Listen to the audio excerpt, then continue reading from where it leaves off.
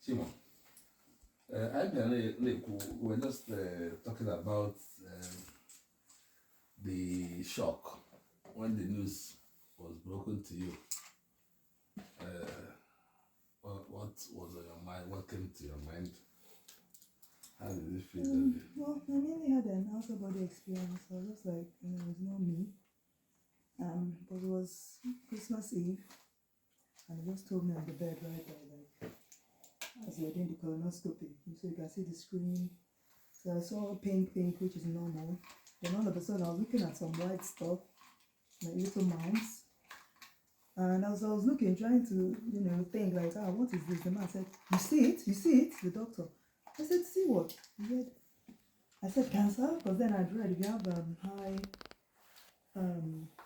blood, if you have a high amount of blood in your stool, then it's either polyps or cancer.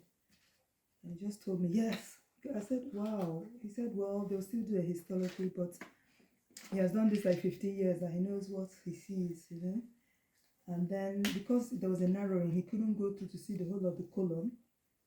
So he had to stop because he didn't want to hurt me or cause seeding. Seeding is when you take bits of the stuff and maybe it will spread to other places.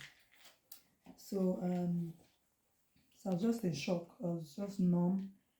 I literally didn't know what to think because he couldn't go around the whole colon.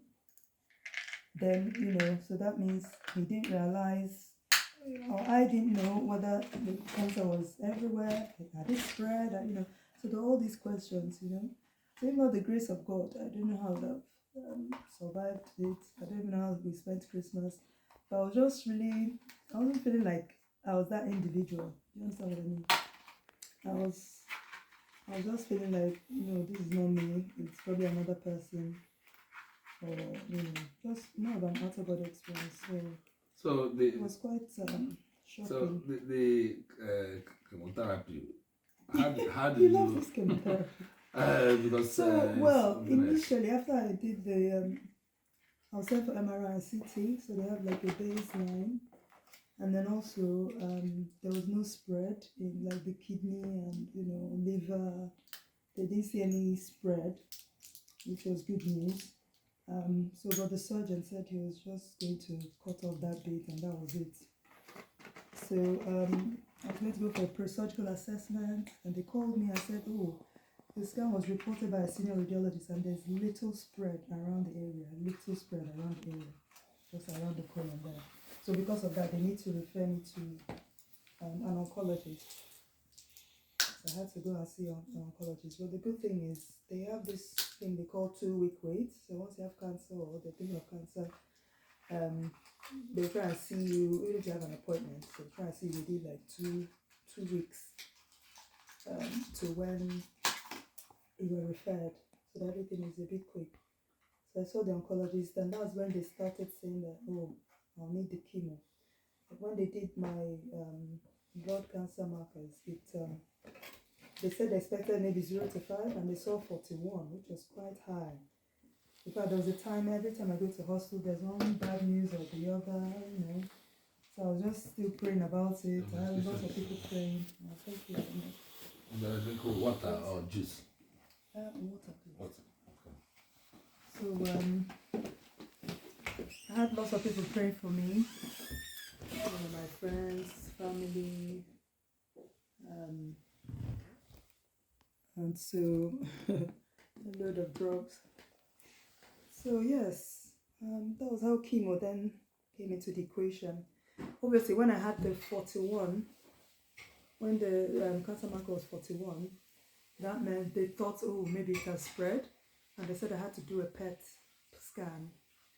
So I had to go for a PET scan. I was scared. I was still praying. And after the PET scan, they then saw 4 areas of activity. But then activity can be inflammation, or it can be the cancer. So they saw 2 in the colon because I had polyps. They saw polyps during the colonoscopy. So the polyps were before the cancer. So those 2 areas were showing up. And then they said my right thigh, there was activity there behind my nose. I said, "Oh my God, what is going on?" So then they had to refer me to the head and neck consultant. and I had to do MRI. So the luckily, I asked them if I could do both the same day, so I have at least contrast once. And the good news was that we had, when I did the scan, I was praying, oh, God has been faithful, and there was nothing in my right leg.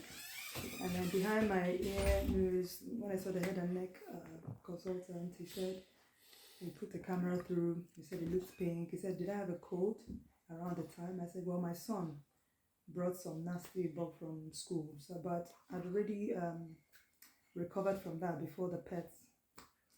And he said, okay, that could cause inflammation. So I said, okay. But he still wanted the MRI to look at things internally. Because he with the camera, I saw externally, everything was pink and fine. I said, oh, okay.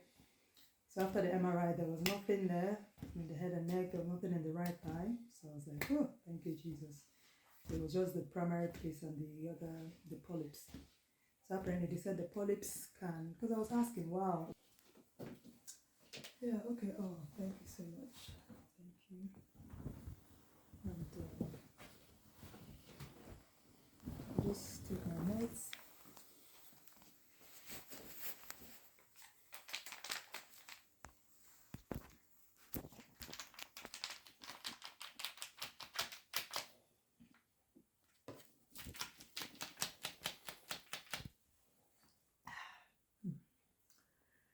Yeah, so I was telling you about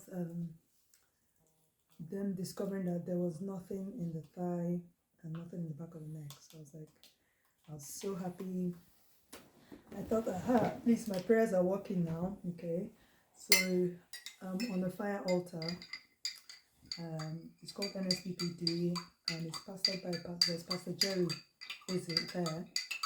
And God is really working through him. If you're not part of it, you really need to get watching, because it's every Monday to Friday, 7 a.m. Nigerian time. So at the moment, we're at the same time with Nigeria, and then afterwards. So, thank you. Yeah, thank you very much. Okay. Yeah. Okay, thank you. Okay. Excuse me. Yeah, so it's really been a journey, and after that, then the chemo, the chemo Vin keeps talking about. They said, okay, I need to go for the chemo then. So they had assessed that, because I was also worried. I was like, why are we wasting all this time? Because this was almost 3 months since discovering, or 4 months. So I was like, they say when you find this cancer on time, you're able to treat it, but with all this time, I know we're not wasting time, but I was thinking if things could go a bit quicker. I was just worried. And then they said they have to do everything. They have to do all the tests and find out exactly what's happening, because the treatment protocol can change, which is very true, right? I know some friends of mine were worried. One particular friend was telling me, should we do GoFundMe so we go to America, the treatment, blah, blah, blah. A cousin of mine was like, oh, Chima, we're going to go to Nigeria, we're going to go to this praying mountain and all that. I said, no, God works God is everywhere, right? I believe God is everywhere. It depends, it doesn't matter where you pray to him. And I said, there's a way faith works. If you believe that, oh, I must be on that mountain before God will answer my prayer, guess what? That will be what will happen for you, okay? So as a man thinketh, so things happen for him or her. So I said, no, I don't have to go to a particular place to pray before, people are healed on the screens. In fact, I really advise people to go and watch Pastor Jerry. What God cannot do does not exist. There are so many miracles and testimonies on there. Okay? Yes. So that's before that was all before the chemo started. Good. That was good.